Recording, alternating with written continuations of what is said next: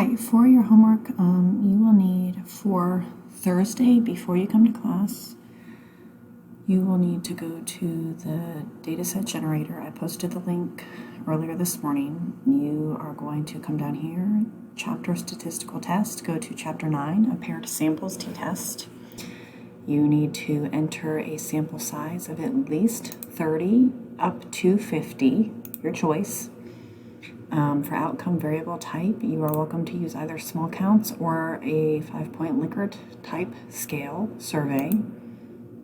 And keep this at allow both significant and non-significant results. You're going to generate your data set, excuse me, which is going to pull up 2 times. So if you use a Likert survey, it will say survey 1, survey 2. If you use small counts, it will say count time 1 and count time 2. You will have 30 rows if you choose 30. If you choose 50, you'll have 50. You're then going to come into Jamovi, and for your data, for A, you need to keep this as a nominal variable.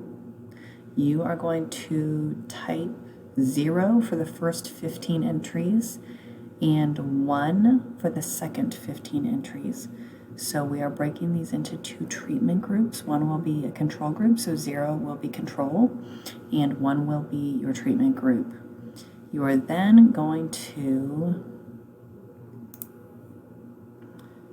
for B, you need to make it a continuous variable. So continuous, you are going to carefully check your data, type in your entire count 1 all the way down. So again, you have 30. So over here, you will have 30. You then are going to, for your C, which is also continuous, type in your count time 2. So for me, 69, 65, 41, until you get to 30.